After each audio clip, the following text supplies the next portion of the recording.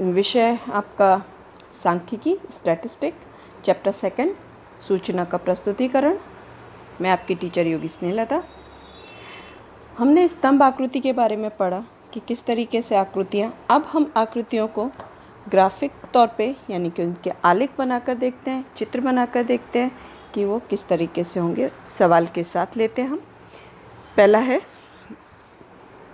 किसी एक वर्ष में शहर के कॉलेज का अध्ययन करते विद्यार्थियों का विद्या शाखा अनुसार संख्या निम्न अनुसार थी, जिसे योग्य आकृति द्वारा प्रदर्शित कर दिए। विद्या शाखा कौन कौन सी हैं? विनिमय, वाणिज्य, विज्ञान, इंजीनियरिंग, डॉक्टरी और कानूनी शास्त्र। विद्यार्थियों की संख्या कितनी है? 500, 1300, 900, 400, 200 और 300। अब इसे हम ग्राफ के द्वारा कैसे देखते हैं, वो आलेख में, आकृति में देखते हैं हम।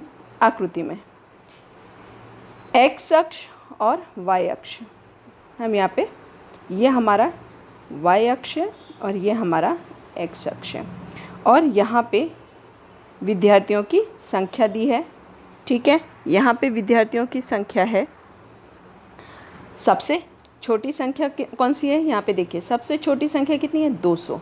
तो आप 200 से भी ले सकते हैं वाई की, और 100 से भी। तो यहाँ पे हमने स्टार्टिंग किया है, देखिए 200, 400, 600, 800, 1000, 1200 और 1400। ये हमारी वाई अक्ष है, और ये हमारा जो विद्या शाखाएँ, वाणिज्य, विज्ञान, विनिमय, इंजीनियरिंग, कानूनी शास्त्र और डॉक्टरी। ठीक है, तो इस तरीके से हमने उसकी विद्या शाखाएँ ली हैं। तो यहाँ पे, क्योंकि आप लोगों को सोच रहे होंगे कि मैम यहाँ पे ये जो सवाल है इसमें कानून शास्त्र लास्ट में है और आपने ग्राफ में यहाँ पे डॉक्टरी सबसे लास्ट में लिखा है। तो स्टूडेंट्स, हमने यहाँ पे सबसे बड़ी संख्या को पहले लिखा है, उसके बाद यानी कि हमने उतरते क्रम में 1300, 900, 500, 400, 300 और सबसे कम है 200। तो हमने उस अरेंज किया है और उसके बाद हमने इसे इस चित्र में दर्शाया है। तो सबसे पहले यहाँ पे वाणिज्य में हमारे पास कितना है? देखिए, वाणिज्य हमारे पास 1300 है, तो हम यहाँ पे 1200 से ऊपर, 1200 और 1400 के बीच में वाणिज्य लिखा है। फिर विज्ञान दिया है, विज्ञान हमारे पास है 900 यानी कि 1000 और 800 के बीच में, 1000 और 800 के बीच में। उसके बाद हमारे पास है विनिमय, विनिमय है 500 यानी कि 400 और 600 के बीच में। उसके बाद है इंजीनियरिंग 400, तो पूरी तरीके से 400 के। उसके बाद कहा गया है कानूनी शास्त्र 300 यानी 200 और 300 के बीच में इसकी आपको रेखा मिलेगी, और डॉक्टरी है 200, तो 200 में इस तरीके से विद्या शाखा बनेगा। ठीक है विद्यार्थी मित्रों, ये है आपकी स्तंभ आकृति। उसके बाद हम चलते हैं बहुगुणी आकृति के बारे में। वहाँ पे एक सवाल लेते हैं, सवाल के साथ ही हम समझाएंगे आपको। एक कारखाने में 5 वर्ष के दौरान हुई उत्पादन व बिक्री के निम्नलिखित विवरण को योग्य आकृति में प्रस्तुत कीजिए। वर्ष 2011, 12, 13, 14 और 15। उत्पादन लाखों में दिया गया है और बिक्री भी। ठीक है विद्यार्थी मित्रों, यहाँ पे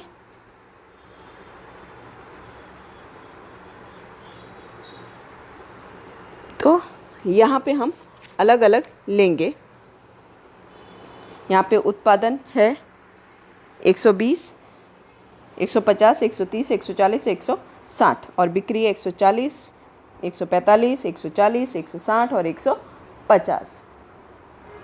तो आप यहाँ पे इस सवाल को देख सकते हैं। अब उसे हम प्रस्तुत करते हैं आलेख में। यहाँ पे विद्यार्थी मित्रों, एक साथ एक ही ग्राफ में हम 2 के बारे में बनाएंगे, यानी कि एक ग्राफ के अंदर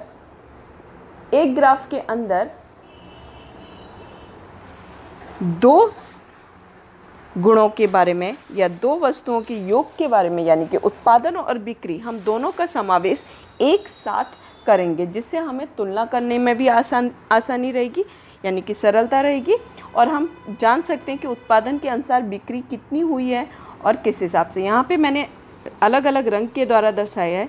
जैसे बिक्री है, यहाँ पे आपके उत्पादन और बिक्री लाख में दी गई है, और यहाँ पे वाई अक्ष है और एक्स अक्ष है।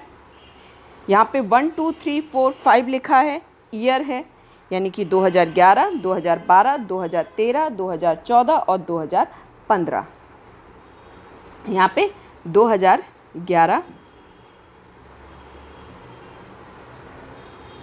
2012, 2013, 2014 और 2015, और ये हमारा एक्स अक्ष है और यहाँ पे हमारा वाई। ओके स्टूडेंट्स, तो उत्पादन है लाखों में। तो सबसे पहले हम देखते हैं कि 2011 में उत्पादन, सबसे पहले हम उत्पादन के बारे में चर्चा करते हैं। उत्पादन को हमने ब्लू रंग से दर्शाया है। ओके, तो उत्पादन के बारे में बात करते हैं। तो उत्पादन 2011 में कितना है? 120। तो देखिए 120 तक है लाइन, यहाँ पे आप स्टूडेंट्स देख सकते हैं, यहाँ पे 120 है। ओके, उसके बाद 2012 में कितना कहा गया है? 150। तो 140 और 160 के बीच में, यानी कि यहाँ पे आपको उत्पादन दिख रहा है कि ये 150 है। उसी तरीके से हमारा तीसरे वर्ष में 2013 में आप देख सकते हैं कि कितना कहा गया है? 130 कहा गया है, यानी कि 120 और 140 के बीच में यहाँ पे आपको 130 कहा गया है। आप देख सकते हैं इस आकृति में। उसके बाद ग्राफ में आप देख सकते हैं कि 2014 में उत्पादन था 140, यानी कि आप यहाँ पे 140 देख सकते हैं, और उसी तरीके से 2015 में आपका कहा गया है 160, यानी कि 160 सटीक। यहाँ पे एक्स अक्ष पे और यहाँ पे 1 सेंटीमीटर यानी कि 20 लाख लिया है। 1 सेंटीमीटर है वो रुपए 20 लाख रुपए के अनुसार लिया गया है। तो इस तरीके से हमारा उत्पादन। अब साथ में ही वहीं उसी चित्र में हम बिक्री के बारे में चर्चा करते हैं। तो 2011 में बिक्री कितनी हुई है? तो बिक्री हुई है हमारी 140, यानी कि आप यहाँ पे देख सकते हैं कि 140 है। उसके बाद 2012 में 145, यानी कि 140 से थोड़ा सा ऊपर, यानी कि 45। 2013 में जो है वो है दिया गया है आपको 140, यानी एग्जैक्ट यहाँ पे 140। उसके बाद 14 में आपको कहा गया है 160, तो यहाँ पे 160, और 2015 में कहा गया 150, यानी कि 160, 140 और 160 के बीच में। इस तरीके से हम बहुगुणी स्तंभ आकृति बना सकते हैं कि एक ही चित्र के अंदर दो अलग अलग उत्पादनों का समावेश करते हैं, चाहे उत्पादन हो, बिक्री हो, खरीदी हो, बिक्री हो, दोनों ही हम उसके अंदर एक साथ उसका समावेश कर सकते हैं। इस तरीके से हम अलग अलग जो कोई भी आप वस्तुओं का ले सकते हैं, किसी वर्ष का ले सकते हैं, उसका समावेश किया जा सकता है। उसके बाद है नेक्स्ट हम बात करते हैं आपका सरल विभाजित स्तंभाकृति। सरल विभाजित स्तंभाकृति के बारे में यहाँ पे उदाहरण के से ही हम समझेंगे।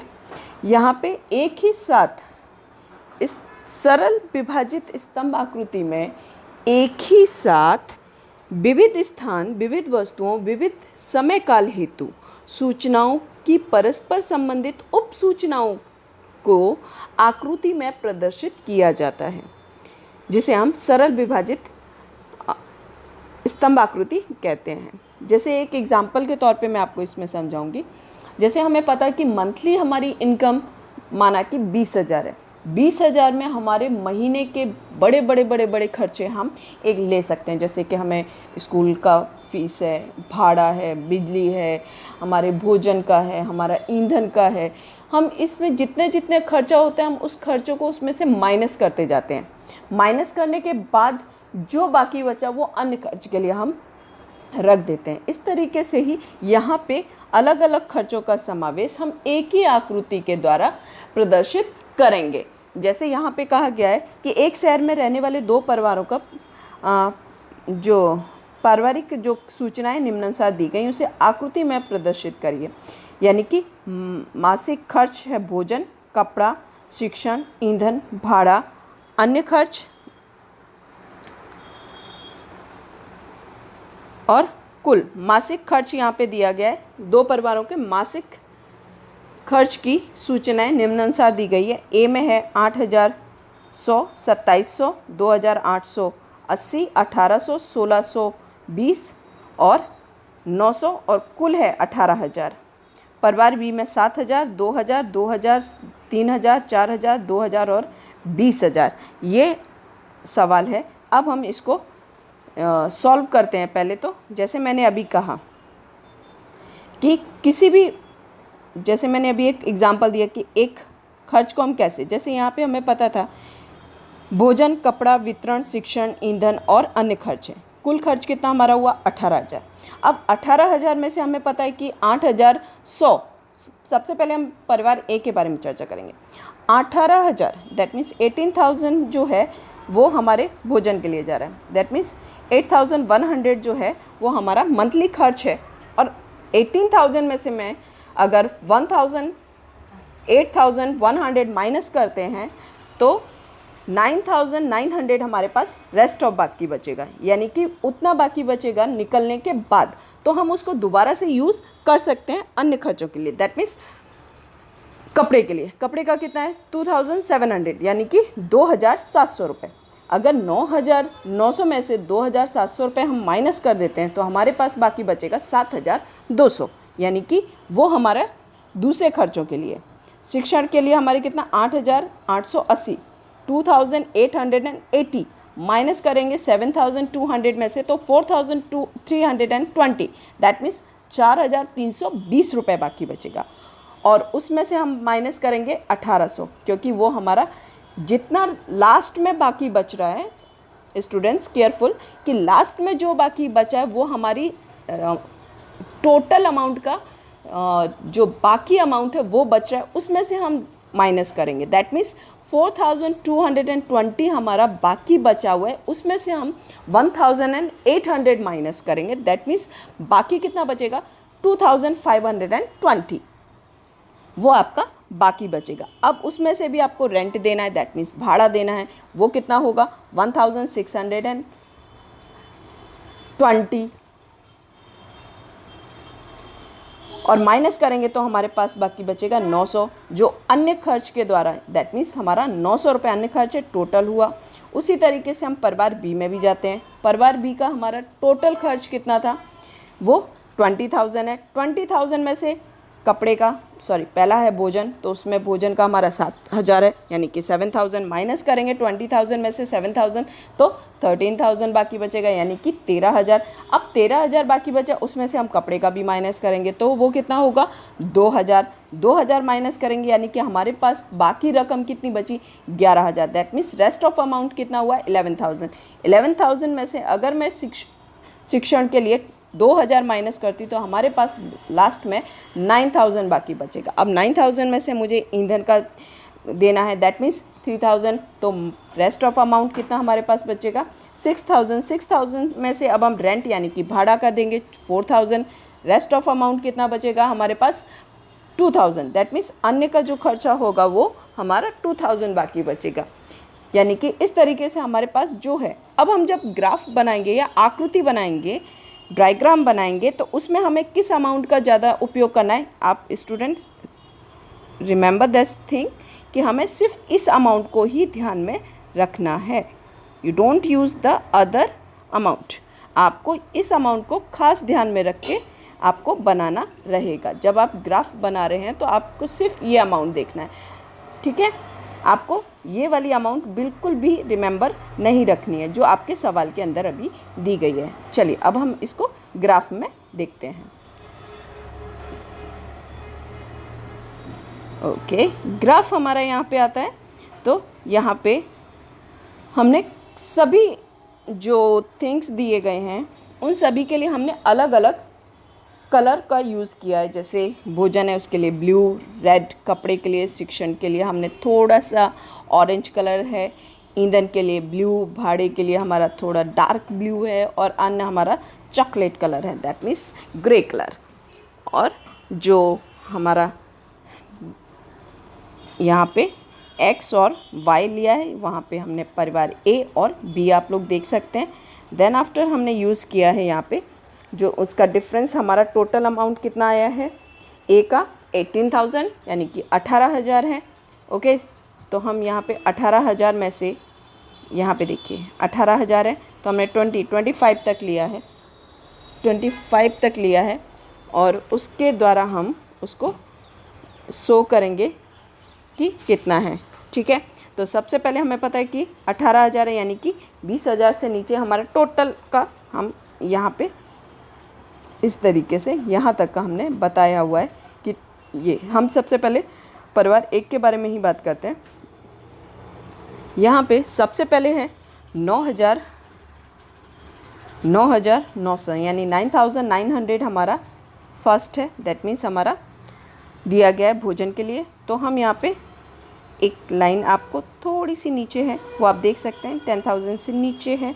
उसके नेक्स्ट है 7,200, तो यहाँ पे 10,000 एंड 5,000 के बीच में यानी 10,000 और 5,000 के बीच में ये लाइनिंग रहेंगी। ओके, तो आप यहाँ पे जैसे मैंने 5,000 का डिफरेंस रखा है, 0 to 5 डिफरेंस रखा है 5,000 का, तो आप इसको 1,000, 2,000, 3,000, 4, 5, 6, 7, 8, 9, 10 इस तरीके से भी आप लिख सकते हैं या 2,000 का भी ले सकते हैं। मैंने 5 का लिया है। उसके बाद है 4,320, यहाँ पे आप देख सकते हैं, यहाँ पे 4,320। उसके बाद है नेक्स्ट है 2,520 यानी उसके जस्ट नीचे, फिर 900 यानी कि 1,000 से ऊपर, इस तरीके से बनाया है। देन आफ्टर आप परिवार बी में भी देख सकते हैं कि परिवार बी में 20,000 है। 20,000 में से हमने ब्लू कलर कपड़े का, फिर उसके बाद 13,000 है हमारे कपड़े का रखा है, भोजन का ब्लू कलर है, 11,000 आपका, उसके बाद ईंधन ब्लू कलर में 10,000 से थोड़ा सा नीचे, उसके बाद भाड़ा 6,000। देन आफ्टर आपका अन्य जो है वो 2,000। इस तरीके से आप देख सकते हैं यहाँ पे अलग अलग कलर के द्वारा प्रदर्शित किया गया है और आपको समझ आ जाएगा। स्टूडेंट्स, यहाँ पे ये सरल विभाजित स्तंभाकृति आपकी कंप्लीट होती है एंड ये चैप्टर भी आपका यहाँ पे कंप्लीट होता है। Thank you.